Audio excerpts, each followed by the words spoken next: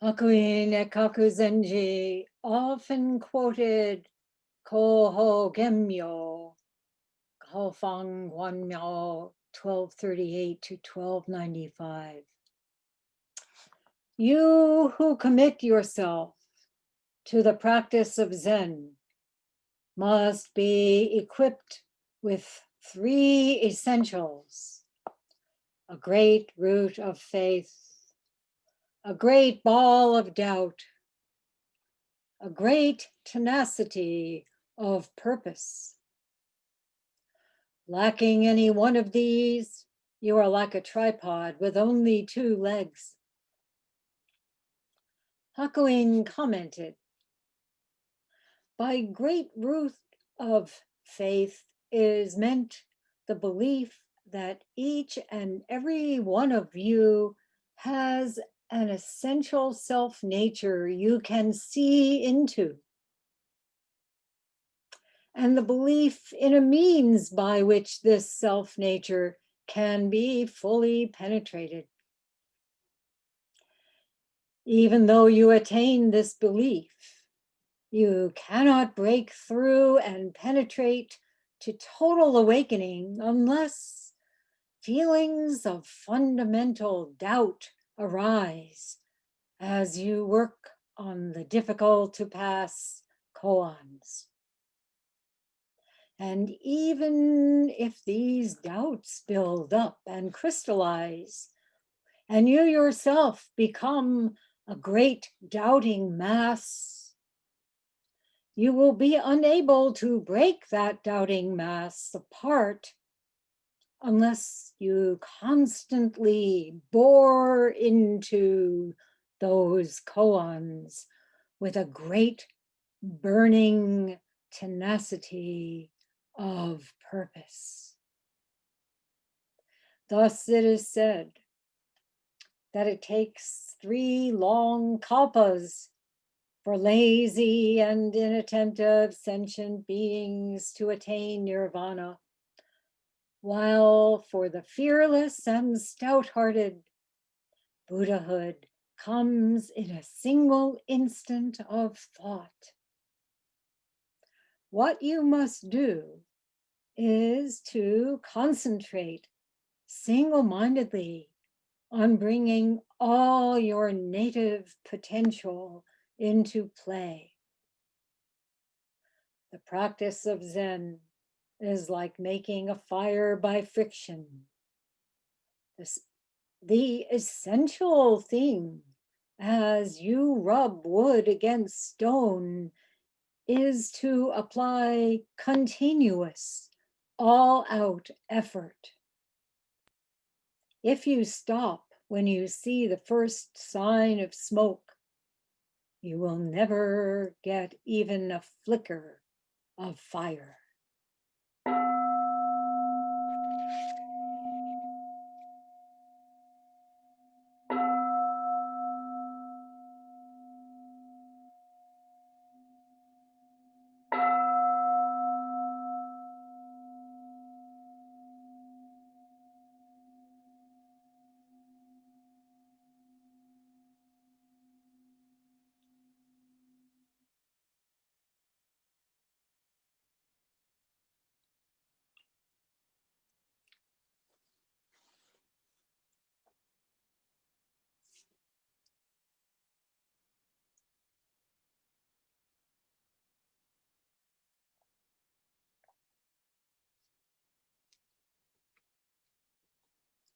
Good afternoon.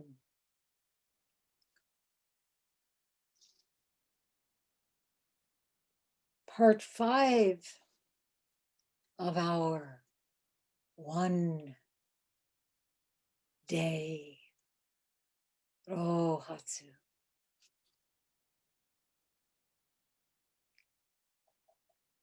So we just heard a teaching by Hakuin that is really the distillation of his life.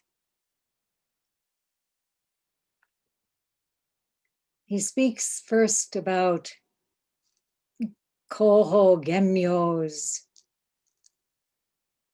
3 essentials The first of which is a great root of faith.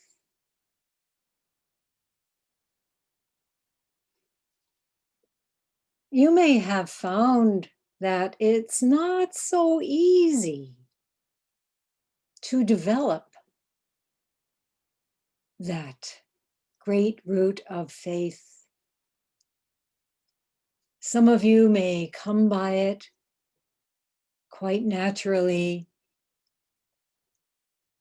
Others may feel somehow cut adrift, separated from it from time to time.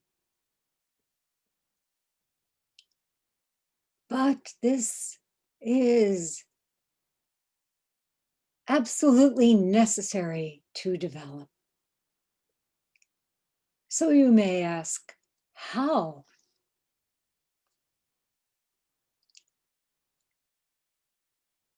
Hakuin devoted his life to showing the way.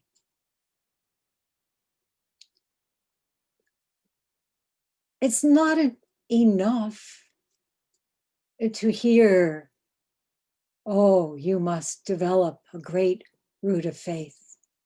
You cannot hear that from others. It doesn't happen that way. Faith is something that arises, I might say, in the worst of circumstances.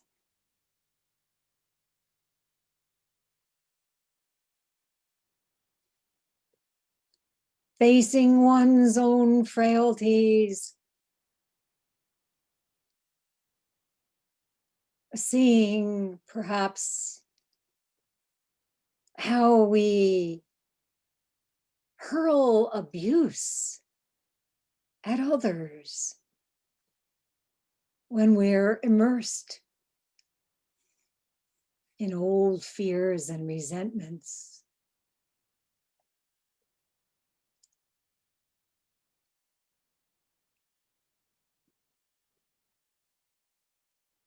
Or how we shrink in aversion from anything that may prove to be challenging more than we can take, perhaps.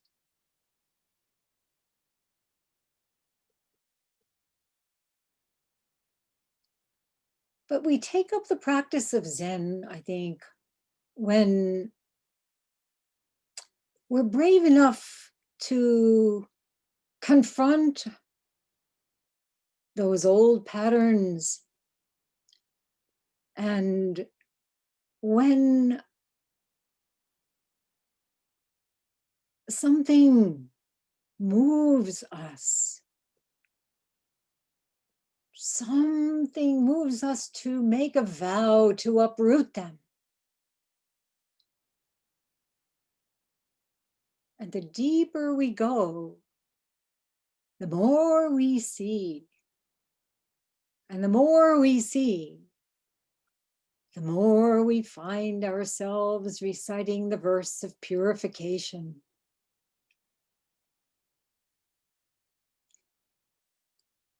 Continuing on without fail.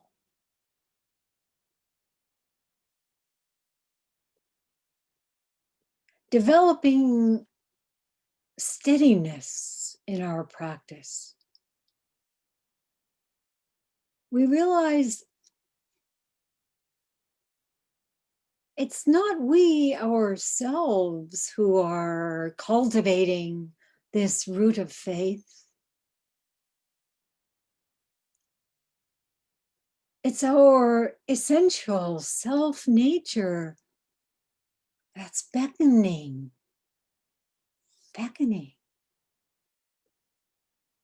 And we are moving toward it.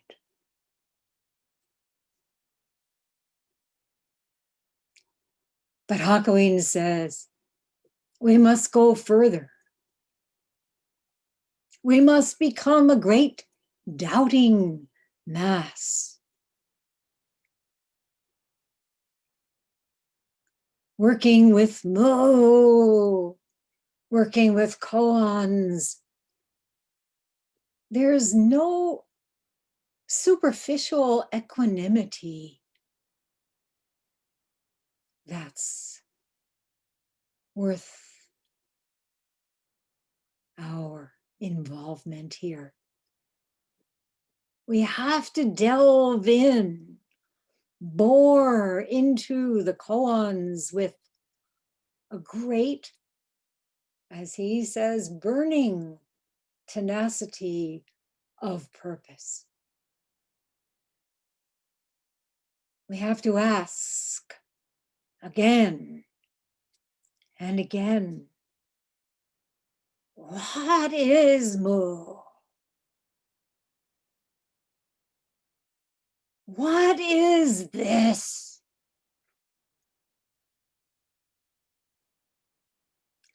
Who am I? What is my true self before my parents were born? What is the sound of one hand? And we have to do it consistently, single-mindedly. I think we all know the difference between full-bore concentration and the occasional return to awareness, only to drift off again.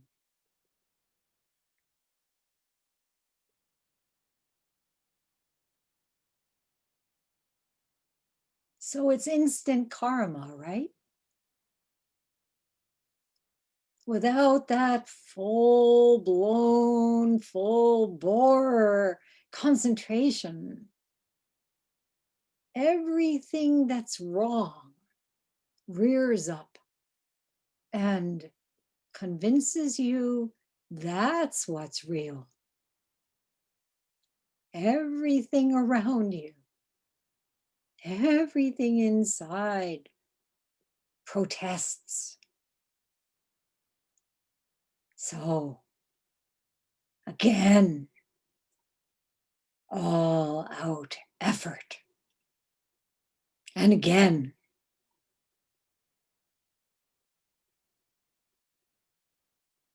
and because most of us are slow learners, again,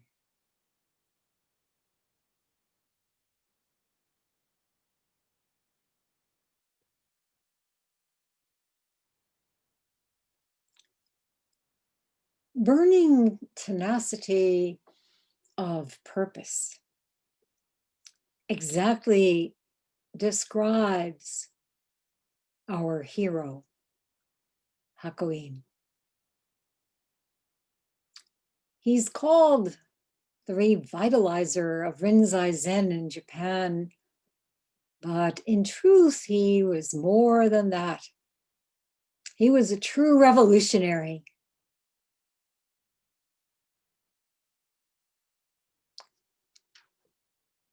In his fervor for the way, he was critical of the many Rinzai Zen priests he visited who, to him, were rather complacent about whatever achievements they felt they had attained, who led lives of comfort, who were imperious, disdainful, ignored the plight of the commoners, the villagers, the feudal people who worked the fields, who looked to them for spiritual guidance. Hakuin was equally critical of Soto practice of silent illumination, just sitting, and of Pure Land repetition of Nembutsu.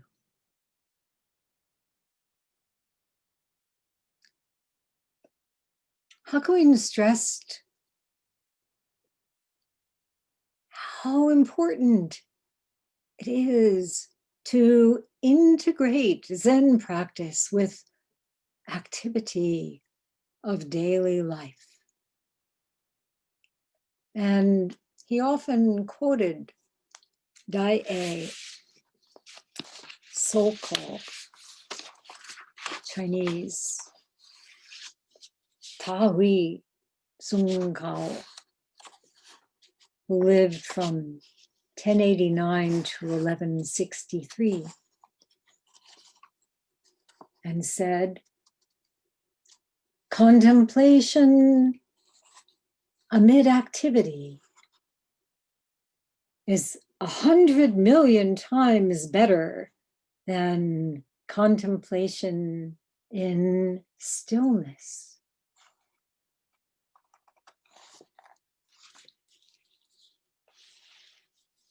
This is going to be a kind of show and tell Teisho, because Hakuin was always teaching through his artwork.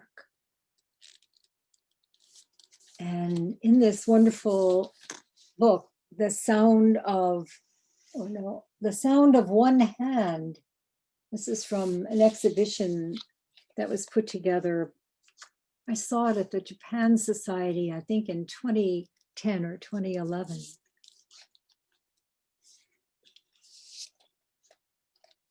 Anyway, let me get this.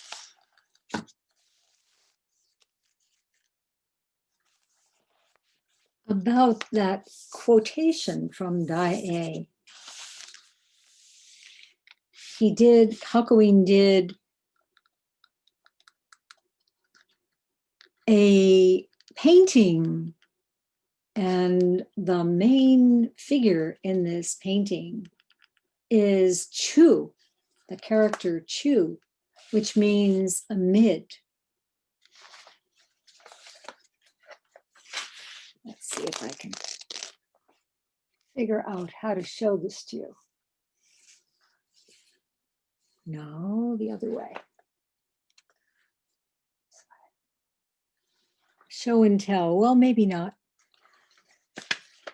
Here, I'll take this over here. Can you see a little bit?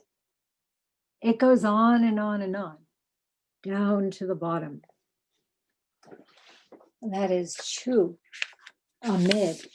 Contemplation amid activity is 100 million times better than contemplation in stillness.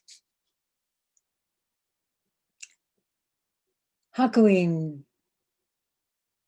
showed us that it's vital to continue one's immersion in one's koan amid whatever one is doing. Washing dishes, preparing a meal, sweeping, cleaning, gardening, doing takuhatsu.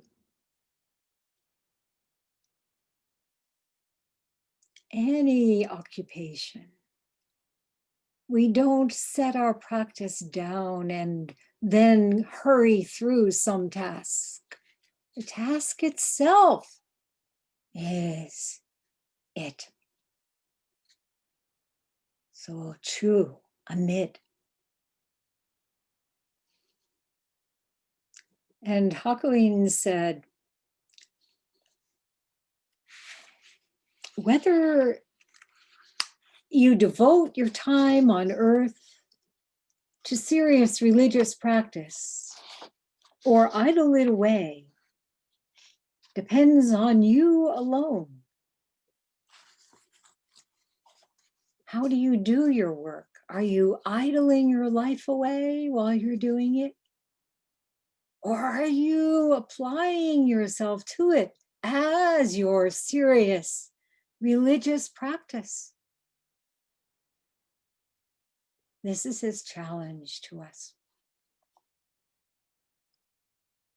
And he said, the time to gain release from that endless suffering is now. What are you waiting for?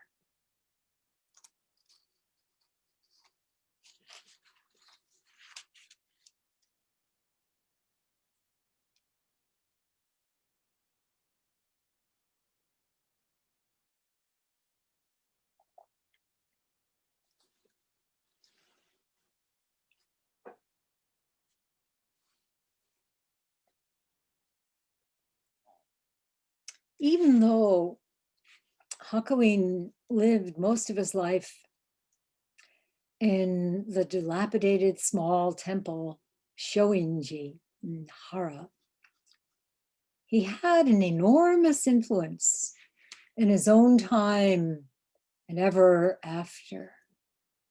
He was quite simply a genius.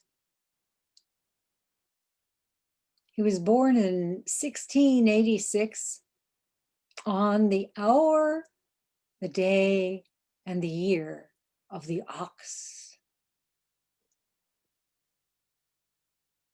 This ox is coming our way very soon.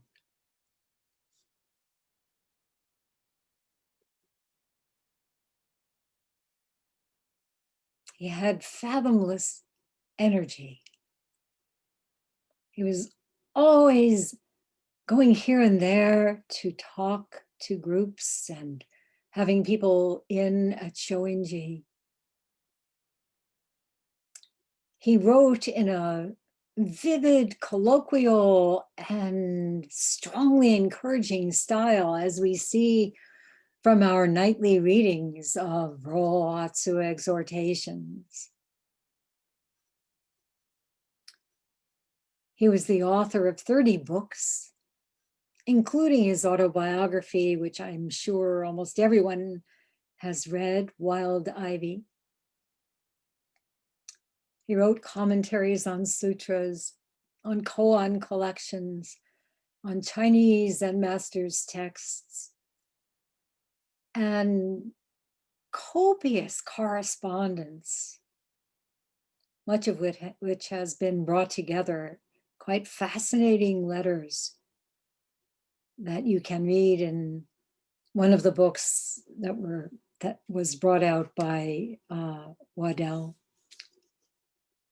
And of course, essays and poems like the Song of Zazen, which I know we're all missing so much.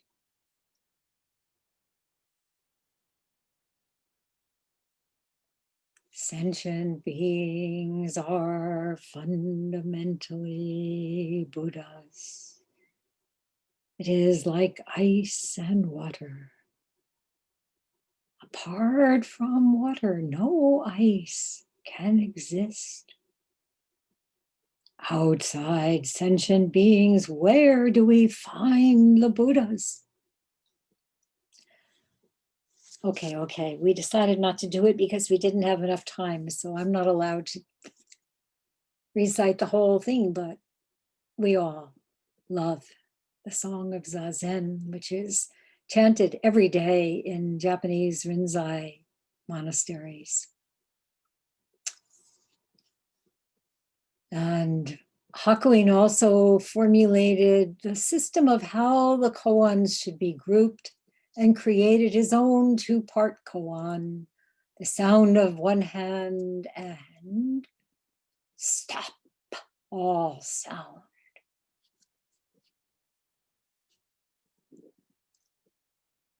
And all Rinzai Zen temples trace their heritage to Hakuin. In fact, Rinzai Zen is known as Hakuin Zen ever since the master's life. The two Rinzai training lineages come down from his Dharma grandsons, Inzan Ian and Takuju Kosen. Hakuin conveyed awakened mind by every means possible, especially the visual. As I said, he was renowned as an artist. Tens of thousands of his works are still circulating, not only the ones in temples and museums.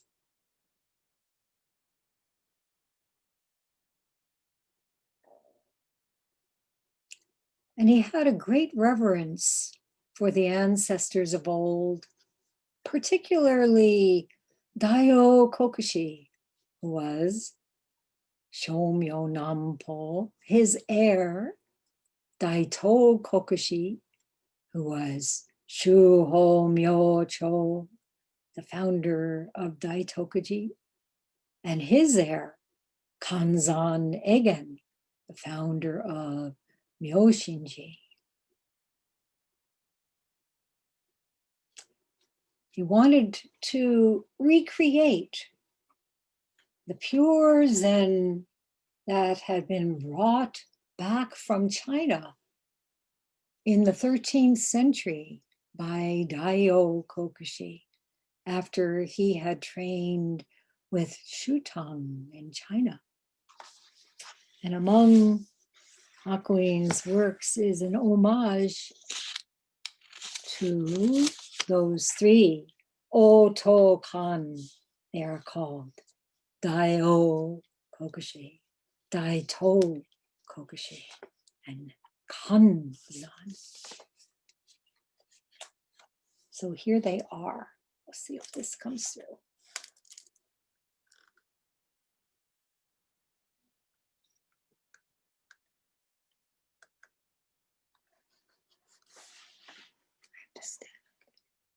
This way.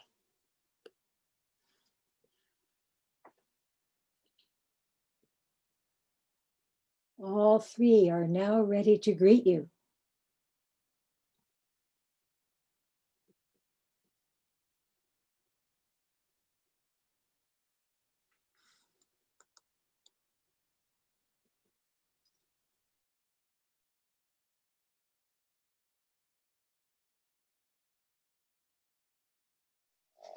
So all of us who have been practicing for some time really revere Hakuin and eagerly anticipate Rohatsu every year, not only because of the incredible opportunity to sit long and get tired, but to meet up with Master Hakuin again and again.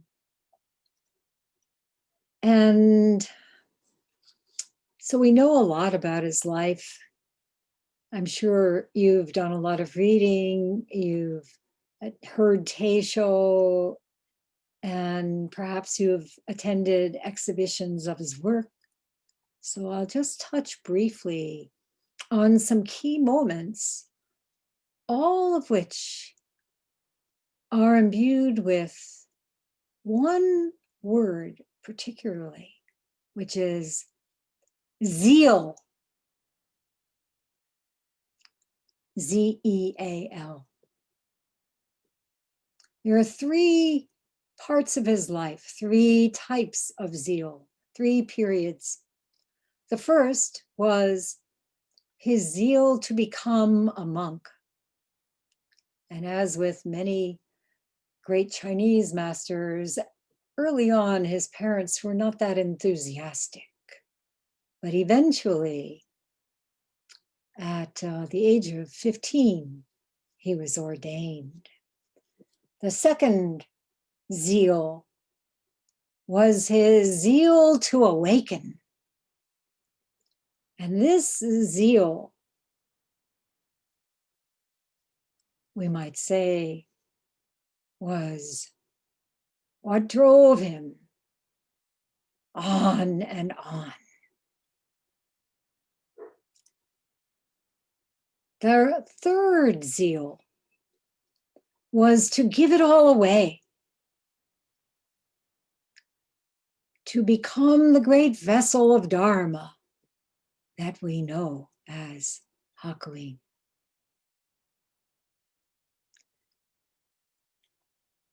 And he had an extremely sensitive nature, very impressionable as a child, which led to the first zeal. Once his mother took him to hear a sermon by a Nichiren priest, and it was about hell in graphic detail, and it became a very real presence in his life, something he desperately tried to avoid at first. Why did he become a monk? Well, it seemed to him that that was the only way forward, to find some kind of inner peace and to be assured of not falling into hell. He also saw later on in his life the hell that others had fallen into in this very incarnation. And of course, he would enter into any state to offer his deep compassion. So he was ordained and given the Buddhist name Ekaku, which means wise crane. And at 19 entered a training monastery, Zen Soji. And while he was there, he heard the story of Ganto's death at the hands of bandits and fell into despair. How could a great master like Ganto be killed by ruffians? If that could happen, well, what's the use of being a monk? So all of a sudden, the first zeal fell into smithereens, and he left his training. It was a period of unbearable despair. He became involved with literature and calligraphy and didn't know what to do with his life. And one day, he saw a great calligraphy by Daigu Sochiku and marveled at the vigorous brushwork and the inscription and thought to himself, this is the product of truly enlightened activity. Around the same time, his mother died. And then he visited a temple that was in the process of airing out its library. And reaching blindly for a book, he opened it and came upon the story of Jimyo Soen, whose great aspiration caused him to pierce his thigh with an awl whenever he felt the sleep demon approaching. Here we just have a little drink of tea.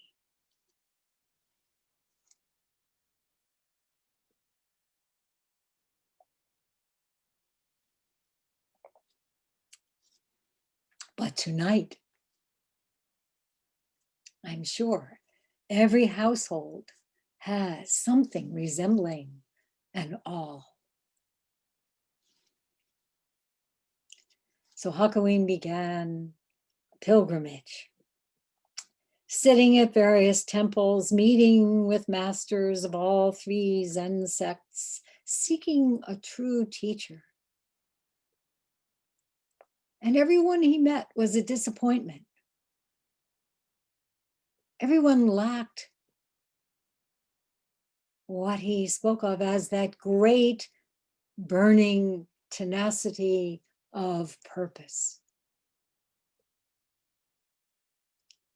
At age 23, he traveled to Eiganji along the Japanese seacoast to meet someone who is highly regarded, but he was unimpressed with this priest as well. So he secluded himself in the shrine room at the back of the temple and began a week-long solitary retreat. Deeply engrossed in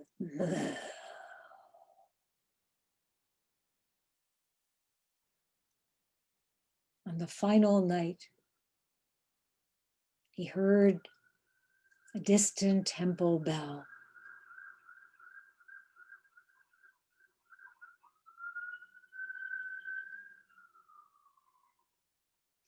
Did you hear?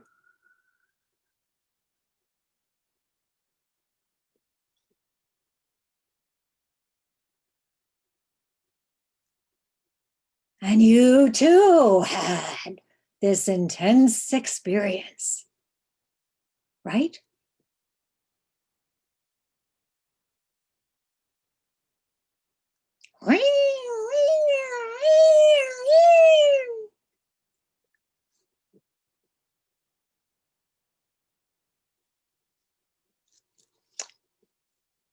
Afterwards, as he put it, he was puffed up with a soaring pride, bursting with arrogance, regarding everyone contemptuously as so many lumps of dirt.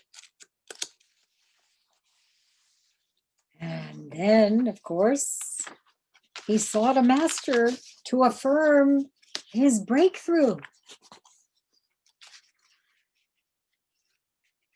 Someone recommended that he go to Shojuryojin, as Dokyo Eitan was known, who told him commitment to studying Zen must be genuine.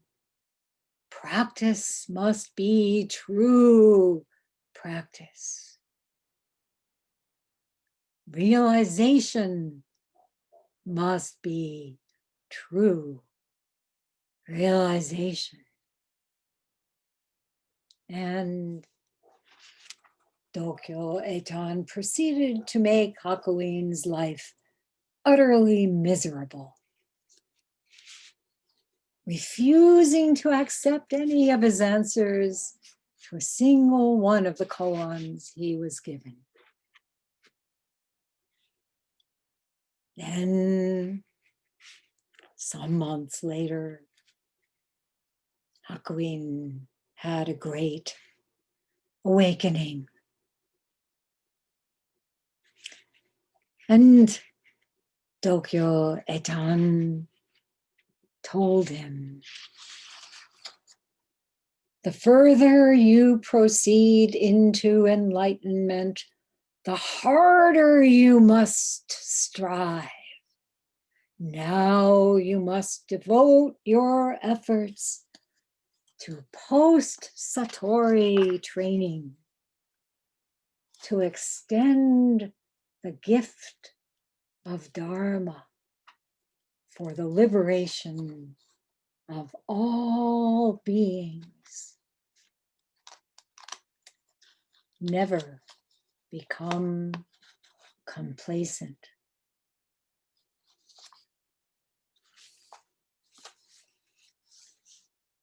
All told, Hakuin stayed with Dokyo Eitan about 8 months and was named as his Dharma heir and asked to be his successor at Shojuan. He was asked, but he didn't accept. he decided to leave. He went back to Shinge and then traveled again. Many people have wondered why Hakuin didn't stay with Dokyo-e-tan, or why he never returned.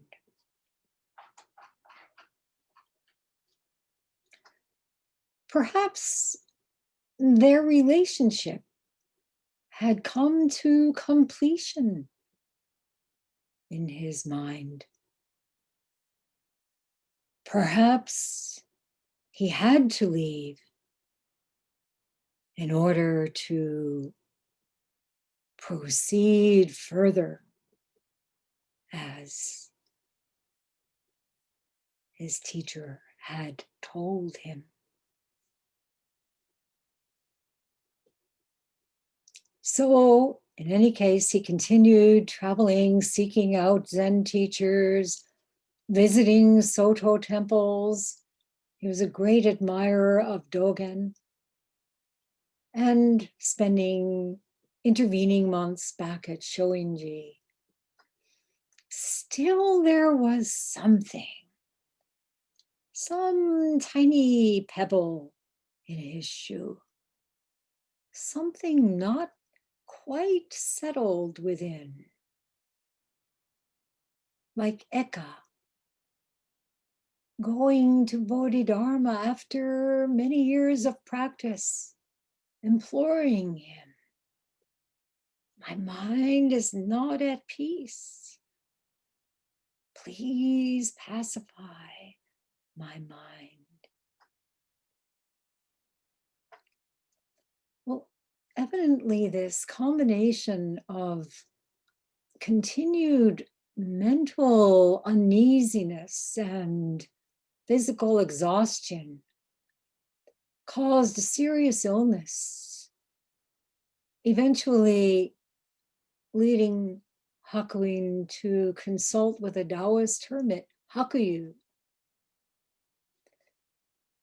whose healing techniques seem to have been a combination of visualization and what he called introspective meditation, a kind of body scanning, like the Theravada methods used in mindfulness training.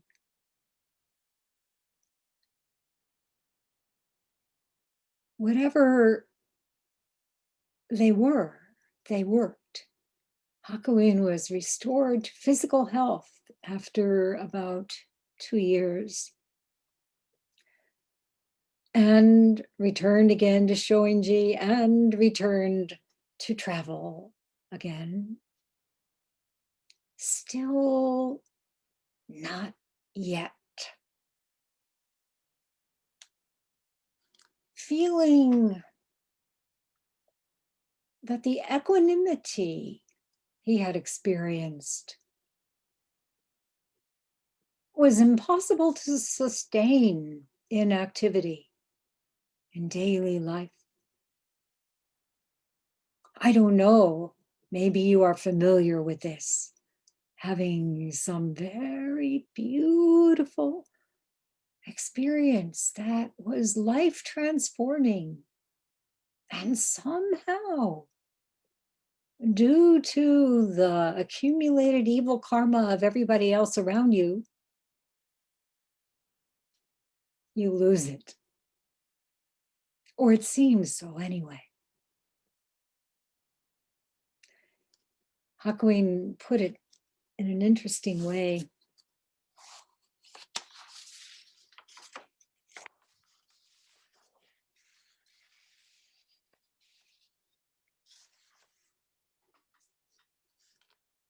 I feel like a physician who possesses a wonderful knowledge of medicine, but has no effective means of curing an actual sickness. how can I possibly hope to help rid other sentient beings of their afflictions as long as I still suffer from illness myself?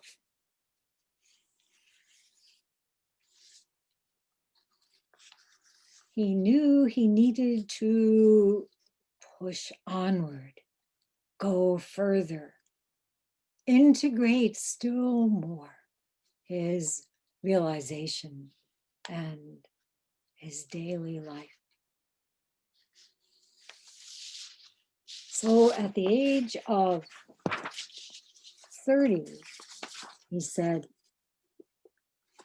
I grasped the whip in hand and spurred the dead ox forward once again.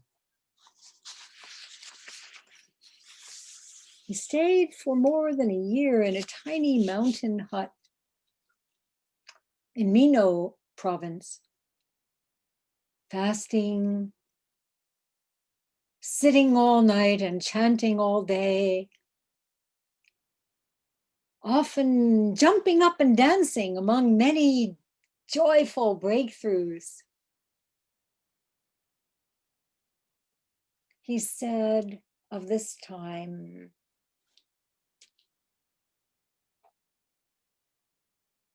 as for sitting, sitting is something that should include fits of ecstatic laughter, brayings that make you slump to the ground, clutching your belly.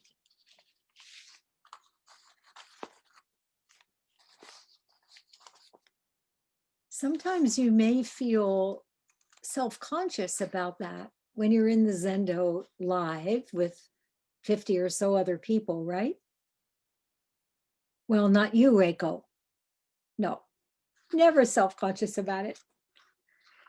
Yay! I can't hear what she's saying to me, luckily. But you're at home now. You're in your home Zendo. And even though you've been warned, don't move, your home Zendo is a part of this one complete Zendo that is spanning the entire globe.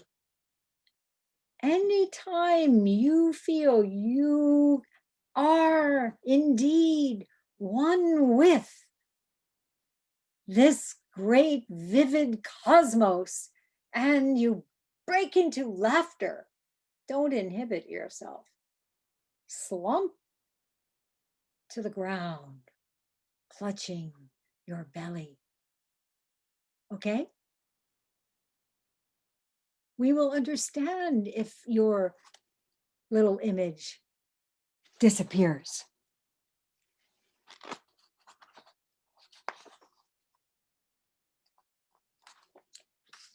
So there he was in this little hut, dancing, chanting, and sitting, sitting, sitting.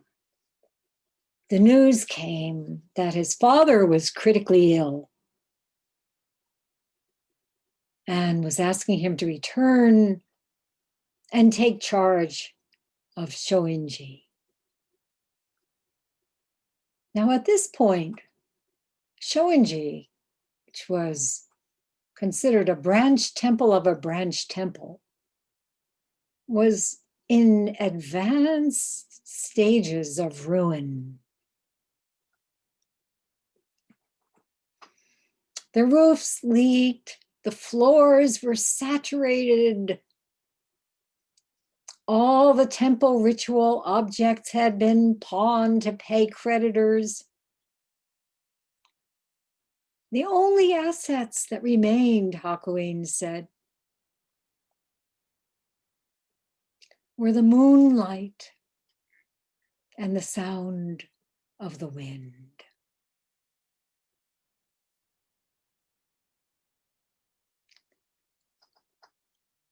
Some of you may remember Torei Enji's biography about Hakuin, section about his time there as first 10 years as head priest at Shoinji. Torei wrote, he applied himself single-mindedly to his practice. He endured great privation without ever deviating from his spare, simple way of life. When darkness fell, he would climb inside a derelict old palanquin and seat himself on a cushion he placed on the floorboard. One of the young boys studying at the temple would come, wrap the master's body in a futon, and cinch him up tightly into this position with ropes. There he would remain motionless, like a painting of Bodhidharma, until the following day, when the boy would come to untie him. The same routine was repeated nightly. Hakuin remained at Shoinji the rest of his life, except for lecture tours. He taught monks and lay people from the village and from all over Japan as his reputation grew. He drove his monks the way he drove himself, with koan after koan. With the villagers, he was quite warm, empathetic. And his skillful means, he used whatever was appropriate. Other schools, like Soto Zen, Pure Land Buddhism, whatever was appropriate for these villagers. His main teachings were how to live, how to refrain from harming others, how to uphold virtue, how to live up to your birthright as a Buddha. And he encouraged them, as well as the monks, to break through, and gave out his drawings willy-nilly to everyone, expressing his Zen in a direct and engaging and approachable way, and telling stories. And his humor and playfulness were so important to the people who gathered around. The monks kept coming. Some 150 to 300 monks found little places all around this derelict old temple. There wasn't any room to stay inside. They made themselves huts. They found some kind of battered thing that they lived in and just kept staying there to be taught by him. And as I mentioned in his artwork, he would integrate inscriptions, always teaching Dharma with ever growing intensity, ever deepening urgency. I first encountered Hakuin when I first found a book by Nyogen Senzaki. This was in 1961, Zen Flesh, Zen Bones.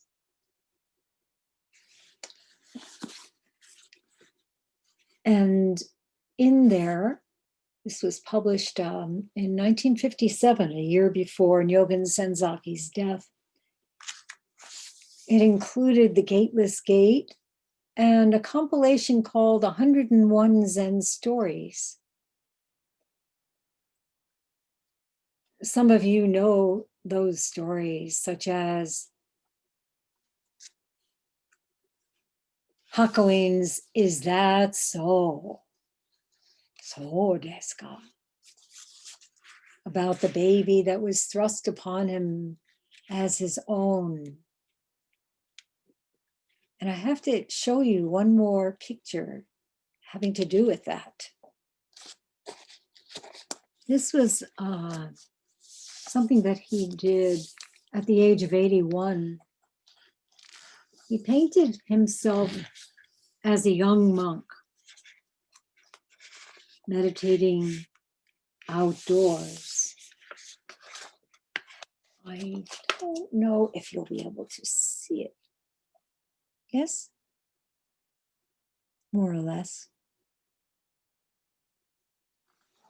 That's kind of a small one. But interestingly, this, as a young monk, as you know from that story, he was accused of fathering a baby. And villagers who came and angrily denounced him, pushing the baby at him, he just said, "Is that so?" And eventually they came back and the woman confessed that the father was actually a young man and wanted the baby back. And what did he say? "Is that so? So desu." Anyway, that baby later grew up to become a monk named Sore, who entered Ryushoji in Iida. And this little painting that Hakuin did, he gave to that young monk at that time. What else was in that 101 stories? The Gates of Paradise, his retort to a samurai, and Fire Poker Zen. Fire Poker Zen, about an old woman that he admired who was more than a match for his students. In fact, every time one of his students would come, she would beat him roundly with a fire poker. That story and I think 5 others in which Hakuin appears can be found in The Hidden Lamp. Some of you have this book, The Hidden Lamp, Stories from 25 Centuries of Awakened Women, edited by Florence Kaplow and Susan Moon. It came out in 2013.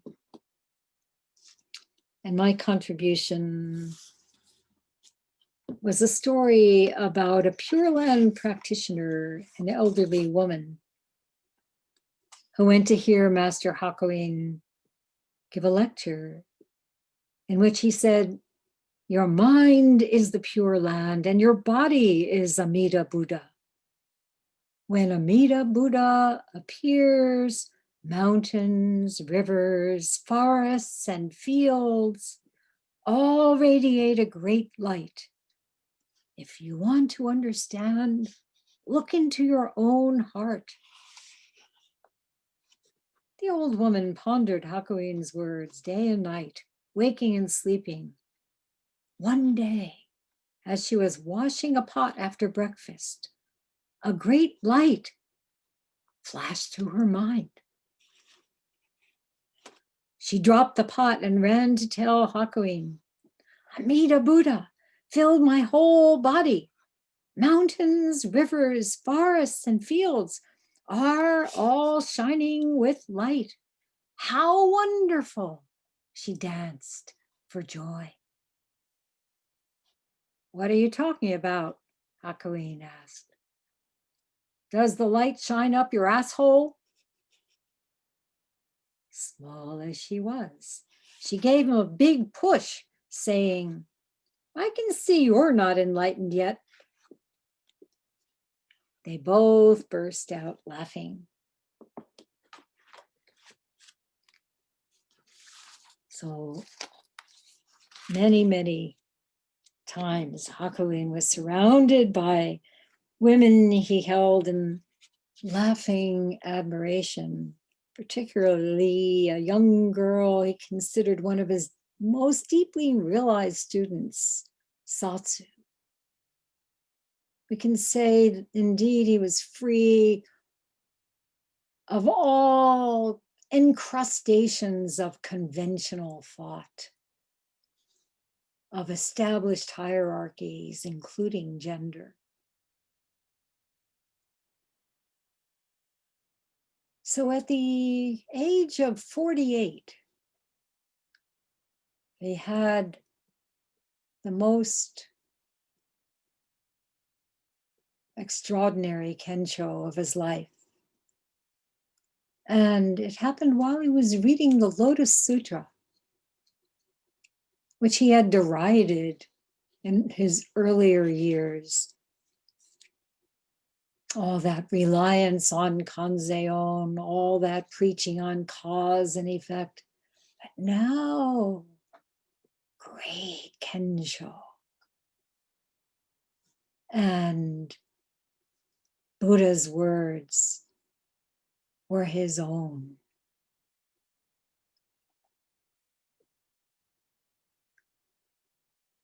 Everywhere in these three worlds is my home, and all of its beings are my children.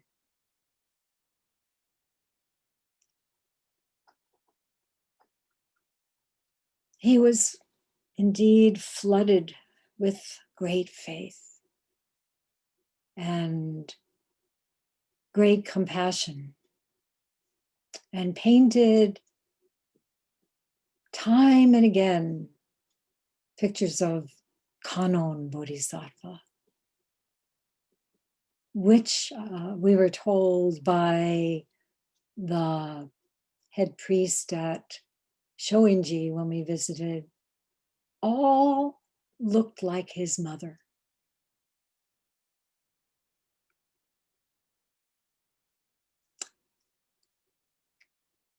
Hakuin said, Kensho is experienced with various degrees of clarity and profundity, but none can surpass a Kensho in which the entrance into enlightenment occurs after great and strenuous effort and is accompanied by a feeling of immense joy.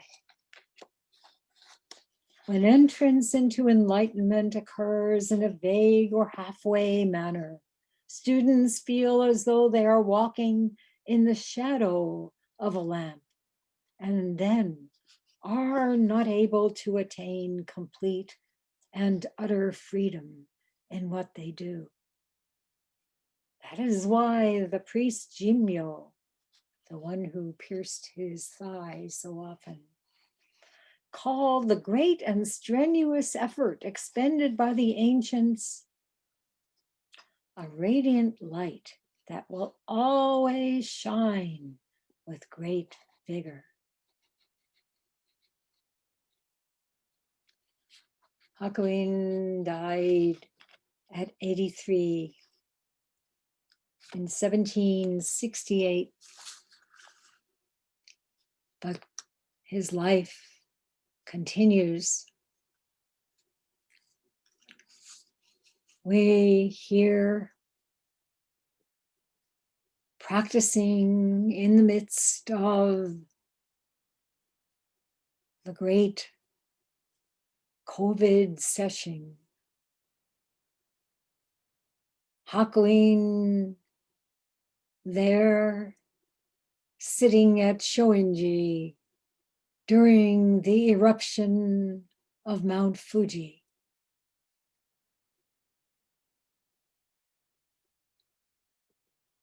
Torei spoke of it, saying, he used the threat of the imminent peril to gain an even greater concentration in his sitting.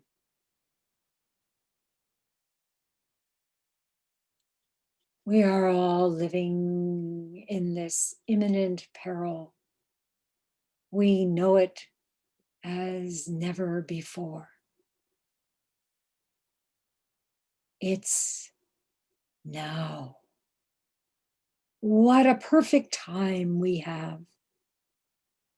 How fortunate we are to be able to sit, to have absolute conviction for our practice, to sit knowing our lives depend upon it. The lives of all beings depend upon our waking up.